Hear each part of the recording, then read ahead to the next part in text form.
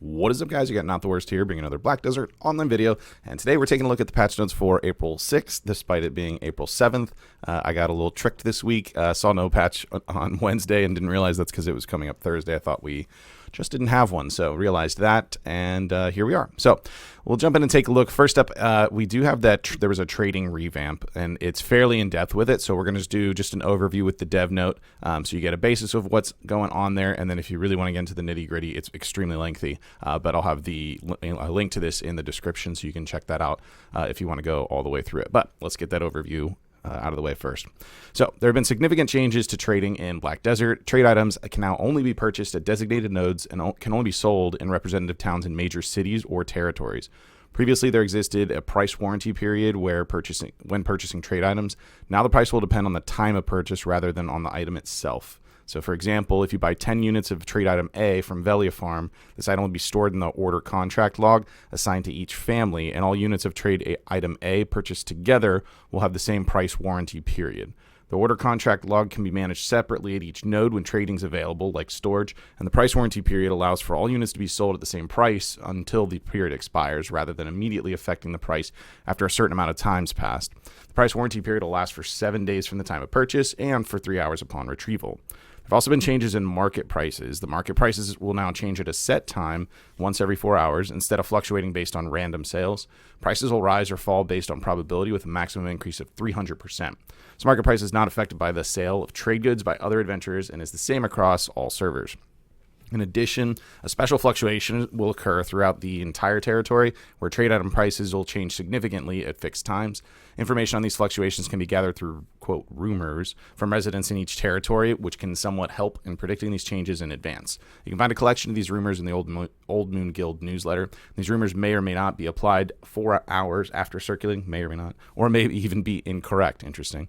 For example, if there were rumors about a sudden surge in prices, the prices may really surge, remain unchanged, or even drop sharply. Just rumors. Okay, that's really interesting. Therefore, adventurers should directly confirm the truth of these rumors and increase the accuracy of their predictions for the market fluctuations by observing the residents of the Black Desert world. For example, if there's a rumor that food prices are skyrocketing in the Calphion region, you can visit the Calphion Northern Wheat Plantation and observe the residents' complaints about this year's unfruitful harvest. On rare occasions, the residents may show no response, thus considering the territory's overall situation and careful judgment will be crucial. In summary, for players to aim for profitable sales, they must be smart in deciding when to buy goods, how much to buy, how to store them, and in analyzing the price trends with the price guarantee period. This trade item system update is just the beginning. There's going to be more upcoming events and further improvements to maritime trade. We ask for your continued support and anticipation of these upcoming changes. So there you have it. And then, like I said, they've got tons of examples and specific details with nodes and items and whatnot there. So you can check that out if you're interested. But we are going to move on to the events for this week. First up. So first, we see Flondor goose eggs are back around. We've got they're going to work a little bit different, and there's a few different quests going with it. It's not the one where you go grab the golden egg off the hill and then bring that to Flondor. If you've been around for a few years, you're familiar with that one. But good old, not to Flondor, to Valentine. He's actually going to be in Velia.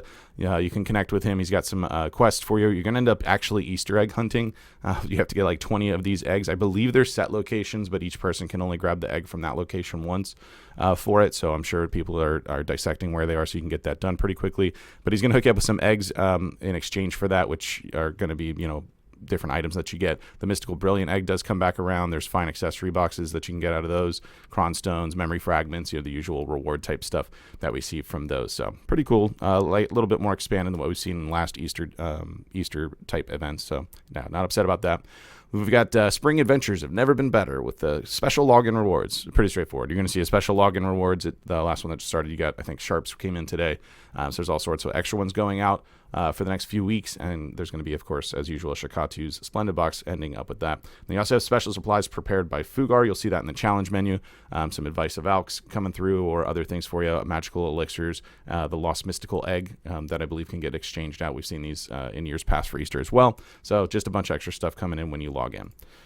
And that is it for those. Next up, we have content, and with class changes, A very interesting thing has occurred. So added a 1 second long invincible effect to each of the following skills in PvE. I'm not going to read each one. It's essentially your movement skill, right? So if you're using Warrior, it's Head Chase, Dark Knight's Dusk and Chain Dusk, Megu's was Spirit Step and Chain Spirit Step, and whatever your typical movement iframe, Dragon Walk, Dracania.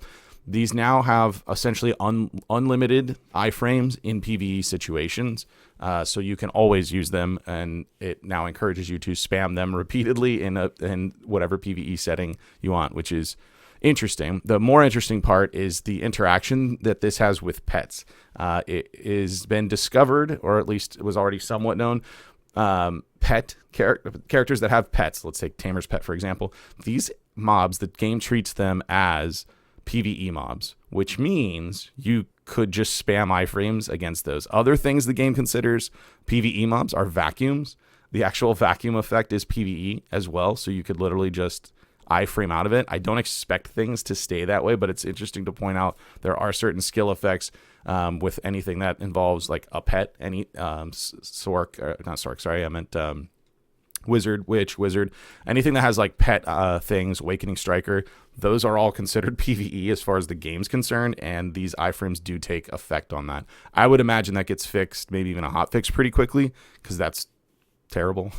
After adding this, it's honestly terrible. And then something else that I has now been discussed as well is that since the game considers these pet mobs as PvE mobs, it's been tested and proven that it also takes into account PvE damage reduction. So monster damage reduction applies on pet damage, and monster damage reduction percentage, like if you like upgrade your Vel's Heart, that also applies on pet damage as well. So pet damage is just much worse if you're like Tet, Fallen God Labresca with those extra monster damage reduction, and then a Blessed or whatever is Exalted Vel's Heart kind of thing. So yeah, it's expect fixes on that.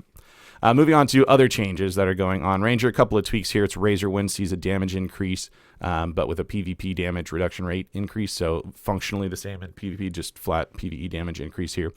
Succession Feathers of Lemuria also gets a damage increase, and Ultimate Blasting Gust does as well. A couple issue fixes for a few other classes, and then Megu sees a little bit of an issue fix with her Chain Spirit Step, using that after certain skills, was using the chain rather than the regular Spirit Step. That's now been fixed so that you can do both.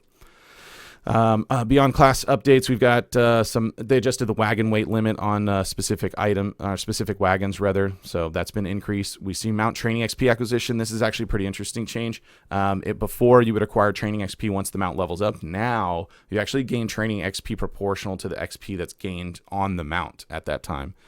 So it's going to be like a constant XP gain rather than, oh, it leveled up, finally, here's your training XP, which I think is pretty nice. It's a pretty welcome change in general. I don't horse train myself, but did always seem a little awkward. You had to wait till it was like leveled up to actually get the XP. Other than that, we've got issue fixes, web UI updates, and that sort of thing. So let's jump on over to the Pearl Shop and see what we're working with for this week. First up, we've got Pearl Box Specials. There's a 6,000 Pearl and a 10,000 Pearl one. The 6,000 one is just the 6,000 Pearl with an additional 150 Cronstones and a 10% discount coupon, which doesn't sound super appealing to me, but maybe it does to you. And then the 10,000 Pearl one has 300 Cronstones and a 20% apparel coupon.